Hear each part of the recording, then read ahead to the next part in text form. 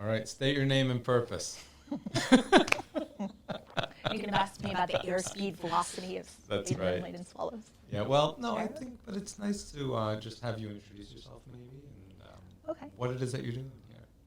So I'm Leslie Cochrane, and I teach in linguistics, but also crossless in English and anthropology and gender, sexuality, women's studies. Linguistics is really interdisciplinary. And I am a STLI Fellow this year looking at accessibility and universal design for learning. Great. Well, thanks for coming and talking to us. We've got a few things that we're going to be talking about today. We're going to jump right in because this is something that's really, I think, interesting to you, and you've been thinking about ever since we met to talk about it, and that's summative assessment, right? So, first of all, if you would just say some things about why summative assessment is important to you, what it is that you're looking for in summative assessment, and then we might get on to some of the things that excite you about incorporating UDL into that. So just summative assessment generally, like what's in it for you, what's in it for the students? I think for the students, it can really be a demonstration of how much they've learned. So in that sense, it could actually be exciting for them to be able to say, I have learned something and now I've produced something. Maybe I've written a paper or I've completed a project, or even if you're giving an exam, if students can feel like I have now demonstrated my knowledge, QED, then that can be hopefully a good feeling for them if they've acquired that knowledge or that skill, and then they can show it and prove it and sort of come to a sense of closure about the class. So I would say that usually summative assessments in my classes are the final one, so I don't have as many summative assessments along the way. Those are more formative. Or if they're summative feelings, so for instance, in my mid-level class, I've got a midterm and a final paper, but the midterm paper, while it's a little bit summative for the first half of the class, becomes formative in that I give a lot of feedback on it, and you're doing the same thing for the final. So you have that opportunity to sort of get the cycle going where the student learns something, turns something in, I comment on it, tell them what they can do for next time, and then they actually get the chance to do it. So you're talking about these two different types of assessment. There's summative assessment and there's formative assessment. And where do you see that line when it's summative assessment versus when it's formative assessment? I think with summative assessment, to me, it's that you don't have a chance to take what you might have learned from doing that and apply it in the same class, which again is why a lot of mine are at the end. It's the kind of the capstone to whatever we've been doing in the class. Hopefully you'll retain that for the rest of the curriculum. Maybe it's something you can apply in another course sometime, but the formative to me has to include that feedback and that opportunity to act on the feedback. So sometimes it's not the exact type of assessment. It's not, a test is summative or formative.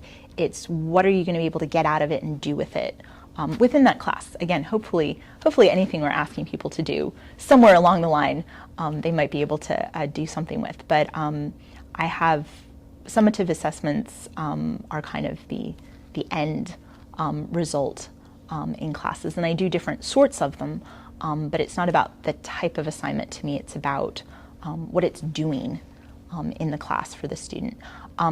I find them exciting actually to grade if I've got a good summative assessment because I can see, wow, students have learned things. It gives you a sense of accomplishment as a teacher that you have actually gotten them to do something that they might not have been able to do at the beginning. So you succeeded in teaching them if they have a good response to your summative assessment. So I think that they're sort of seen as maybe the boring sort. The final is just, finals, so stressful, maybe not much fun to grade. But I actually try to set up my summative assessment so that students can feel like, wow, this shows that I've learned, and now I can lay it out before you and demonstrate it, and also so that when I'm grading it, I can hopefully, if all has gone well, sort of say, yeah, pat myself on the back. I have taught something to students. That's an amazing opportunity because usually you see a summative assessment where it's like I've given my knowledge and I'm done with it. But you could structure it in a way where it is building to this moment of pride in what they've been able to accomplish, and that's a lot more challenging than offering a timed final exam.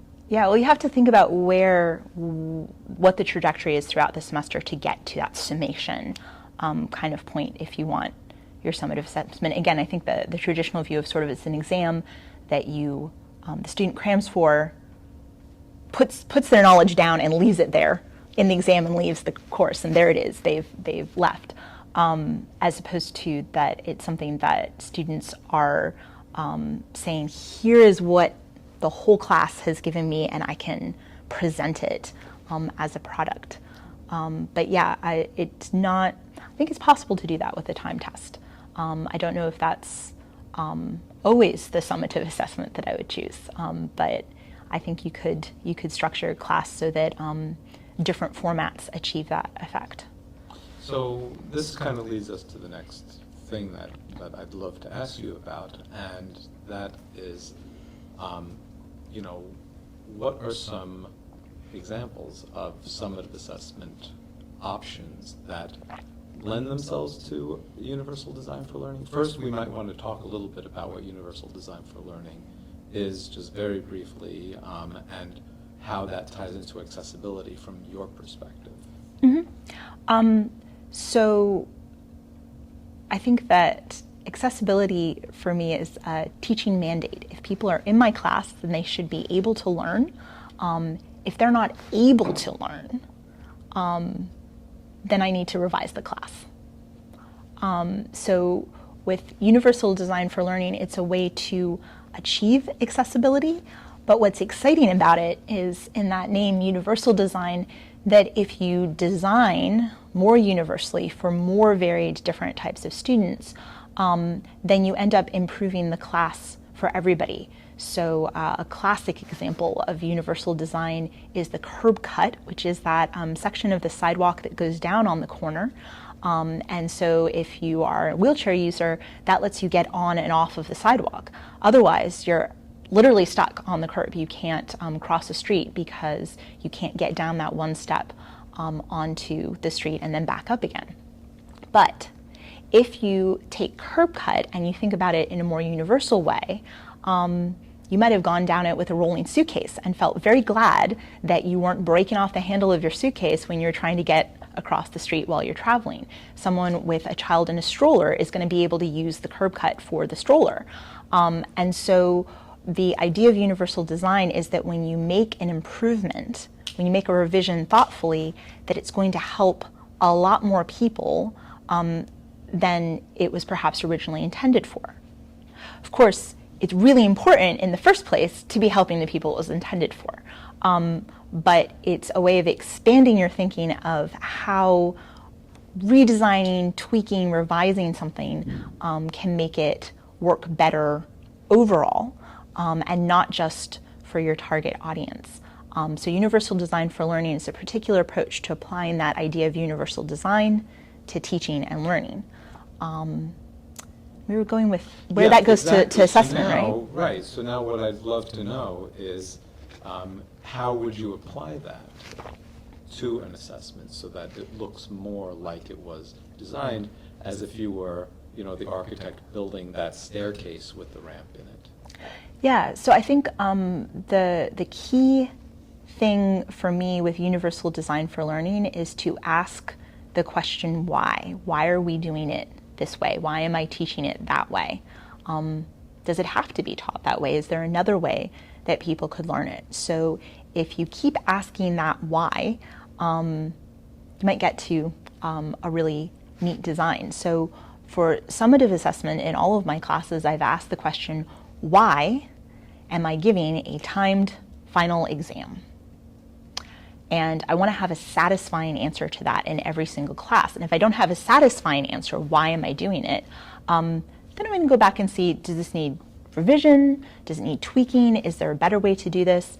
And a satisfying answer to why am I teaching it this way is not because I was taught it that way umpteen years ago. It's not because that's the way I did it the very first semester I taught.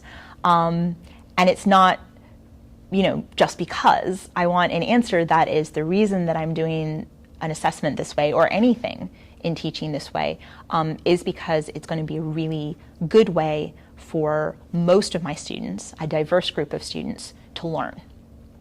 So when I apply that to timed tests, I looked at different classes. So I have a mid-level class that has majors and non-majors and is a Call 350. And it has a lot of focus on research skills in linguistics, and because it's a Call 350, it has to do with race and society and gender and disability and a lot of different social topics. So when I asked myself, why would I give a timed final exam at the end of this class, the only answers I could really come up with are because that's the way it's done, because I've had classes like that or taught classes like that myself. There wasn't really a pedagogical reason to say, let us test people's understanding of linguistic research skills and race and society by giving them a timed multiple choice test. It didn't seem to fit.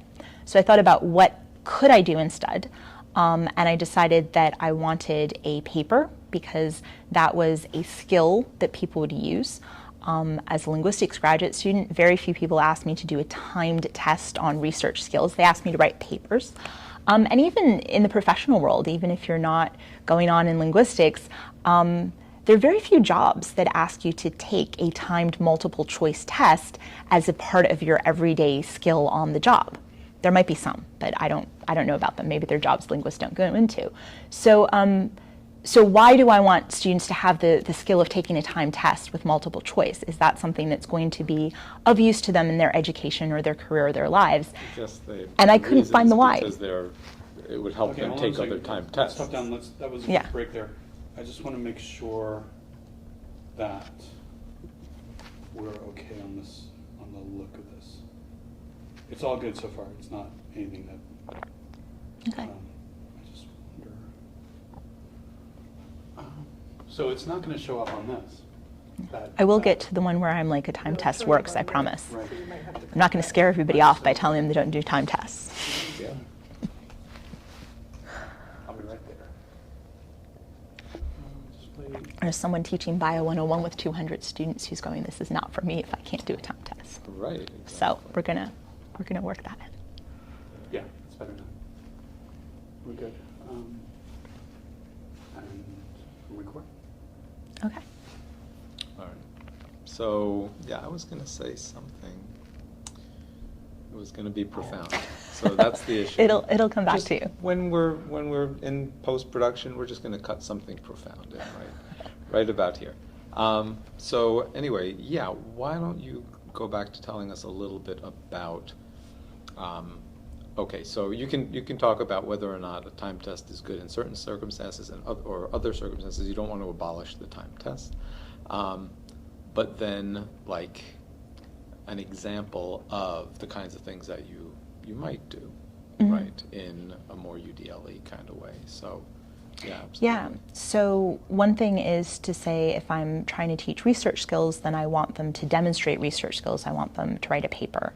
In my upper level Call 400 class, I decided to do a portfolio, which is summative, but it comes out of a lot of formative assessments. So they're doing transcription, they're doing analyses, and the students at the end of the class put together everything they've done, revised according to my comments that I've given them along the way. So it breaks up the work for me because I have throughout the semester given them feedback rather than waiting for the very end. And they've been able to use the feedback and apply it, so they've come to a better product. They've learned something by doing the revision. And they put it together into a portfolio. And students have found this very exciting and satisfying. It's kind of like a mini thesis project almost, that you have a whole semester's body of work that you put together into this single portfolio. And again, it's very satisfying for me to be able to see what students have done all semester, see how they've revised it and changed it according to feedback. And I might even say that it's a little easier to grade because it's work that I've seen before. I have my prior comments, so I know what I'm looking for when I go through to assess it. See, those are the kind of tips that I think are important, that some of Yeah. this stuff actually can save you time and energy. Yeah, so having a balance of that, having that be that really in-depth, I mean, some of them are 40, 50 pages long, but it's not 40, 50 pages of new information that I'm going back to step one and trying to evaluate. I'm looking at multiple different things that have already been evaluated that students have gotten to the very, very best they can do. So exciting for them. But then I'm going in and saying, all right, when they first turned in the transcription, I had these comments. Let me go back and check and see if they address them, how they address them, and evaluate that. So it's a much better product, which is great that the students can achieve it. But the better the product, the easier it is to grade. So it's a much more satisfying all-round thing, and it's great too if someone asks you what are you teaching, to say, well, let me show you a portfolio of what students have produced. It's good for all of those kinds of evaluations that we do of ourselves, to be able to say what is happening in this class, and I can show you this summative assessment this is everything laid out for you, and to the very, very best of the students' ability that they've been working on it all semester. So how then are you incorporating the universal design for learning into that? Are you providing for different kinds of assessments and what does that look like? Because if you're just asking students to communicate in one way, if it were, writing an essay, that would look very different than if you had them doing like a multiple. Yeah. So one thing is asking that why. Another thing I think that you're getting at is differentiating what kinds of assessments you're doing. So if the summative assessment is a portfolio, then there are different kinds of formative assessments that have been done toward that portfolio. So in my Call 400 class, that includes a formal written analysis, but it also includes a piece that is meant to communicate to a wider non-linguistic, non-scholarly audience what the project has been all about. Usually the idea is how to communicate to participants in the linguistic research themselves what the researcher has learnt about their language. So how do you bring it back to your participants?